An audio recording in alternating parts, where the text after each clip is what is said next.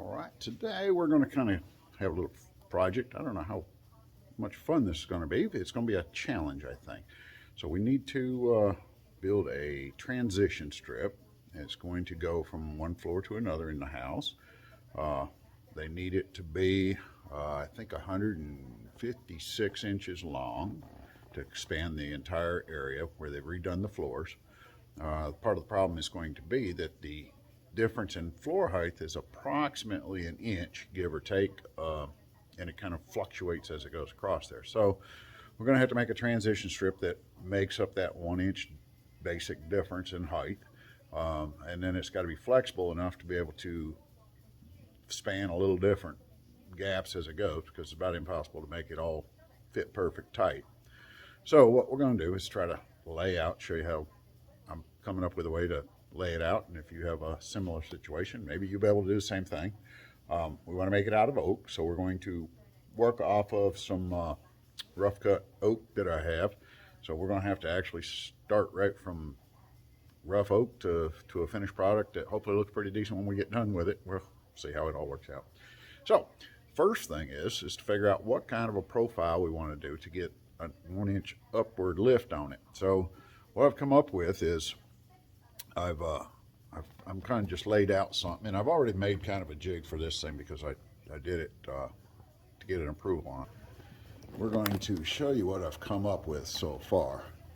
So in this particular case, I had if this was considered the floor, I mean, I can do it here, but that floor is going to be approximately 3/4 of an inch from there to there. So I've got, or 1 inch from there to there.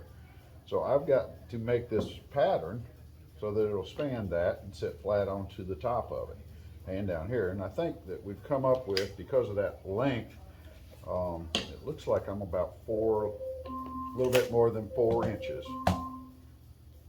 There's my alarm for Alexa. I like it when she does that. Okay, slight interruption there. We're right back at it. So anyways, we got this, and the reason I've got this set up here is because the way I came up with this, to get this 1 inch gap here, approximately, like I say, there's going to be a gap under here because this has got to be able to float enough, and I don't think I want this to be too thick. So, but the way I started out with this is I set the distances up and kind of calculate what we're going to need to get from point A to point B.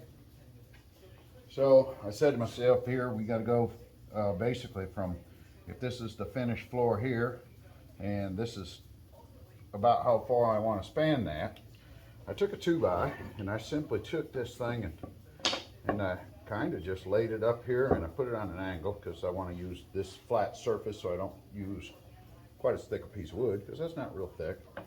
And then you can simply just take and draw the pattern once you get it.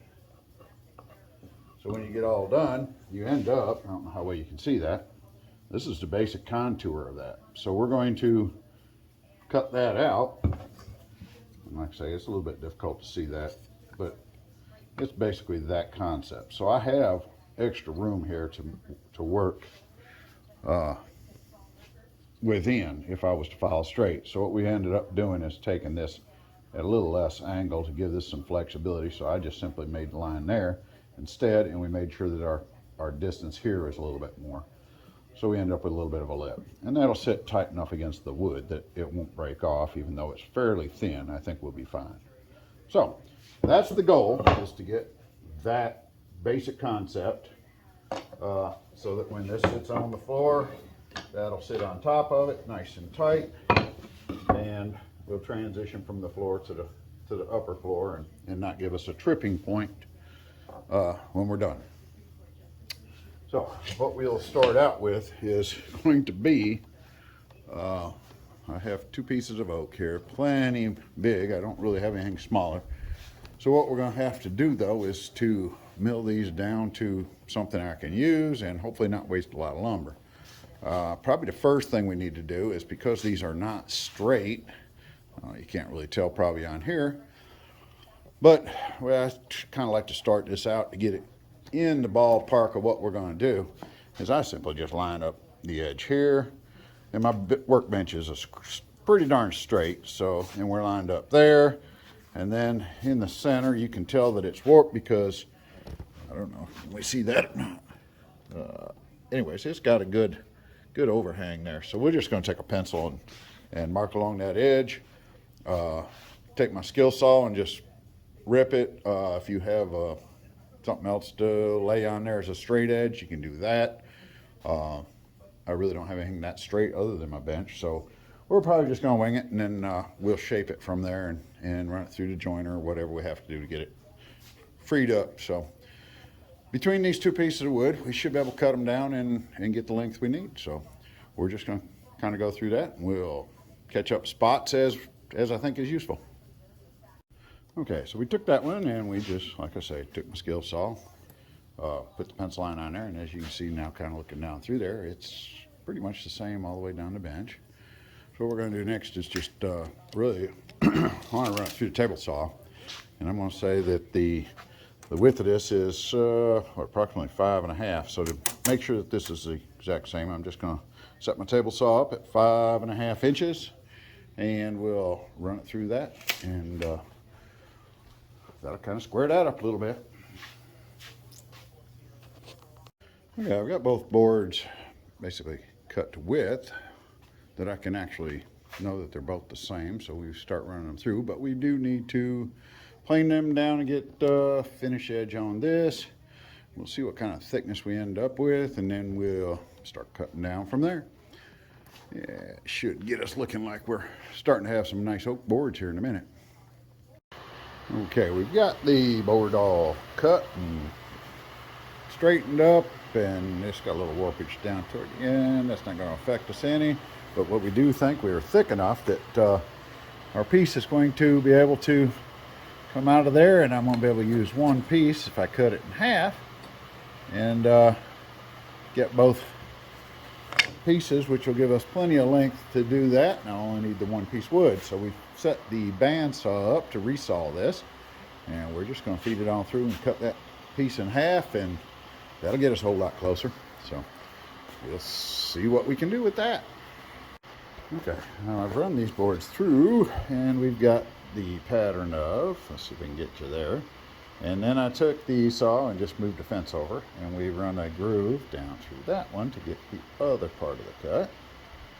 And now we'll just have to cut this portion of it off, so we'll set that up to get rid of that extra, and that should get us a little bit of a cut. This kind of looks off because of this line here. You have to kind of ignore it's this line at this point, and we'll take and cut that off, and that'll give us our groove.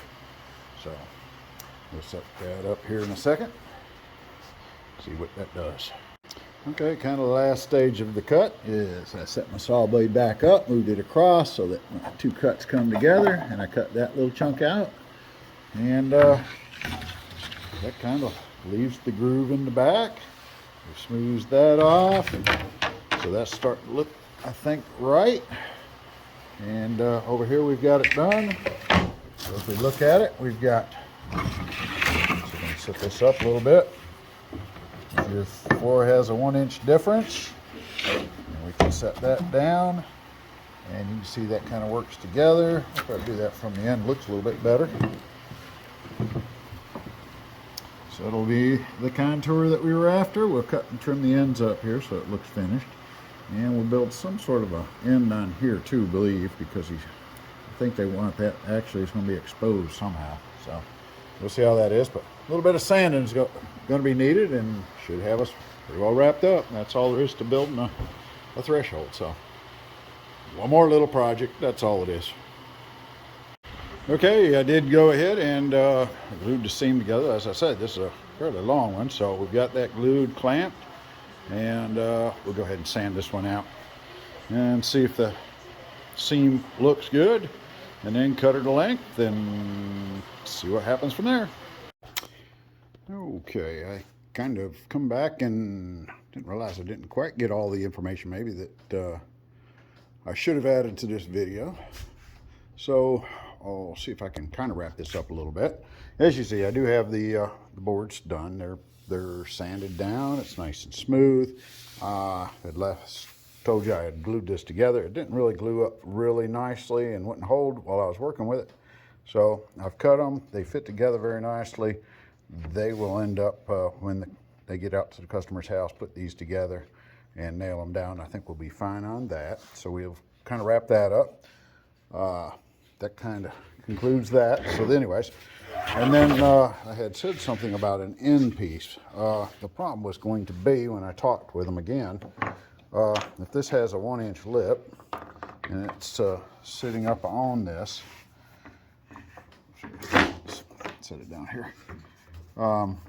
What my original thought was is that we could take a block and just set it on there, line it up, and then they would be able to just scribe that to match, and we'd have to cut that off. But I really don't know exactly what the contour is going to be here, so I can't really do anything. So I've just made him a couple blocks, and he can handle it from there, I think, in the installation. So that'll take care of that.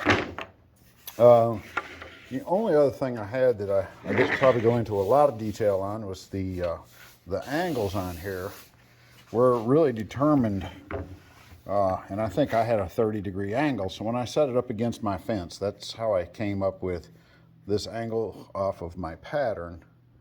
And it, like I say, it gave about 30 degrees. And once you set that fence up at that angle that you need, that's really where you run your saw through on all the cuts. You don't have to take that off of that 30 degrees. You just change the depth of your cut and line it up, and it'll take it off and give it that contour for you. So I think that kind of adds to it. If there's any other questions, you know, hit me up with it. And of course, the width of this is going to be determined really on how much step up or whatever you have. So I don't know. It's one of those you can make. It's hard to go out there and buy them, especially in these kind of lengths. So I've ended up making a few of them for different customers over the years. And they seem to turn out pretty good. Anyways, hopefully that cleared up a couple things that I did forget to talk about. And if you have any problems, you'll be able to kind of get an idea how to set them up and how to cut them out. And we'll go on and see what else. Please like, share, comment. Always like to hear, and I'll do my best to answer back any questions and reply to all your comments. And I do appreciate you watching. Thanks.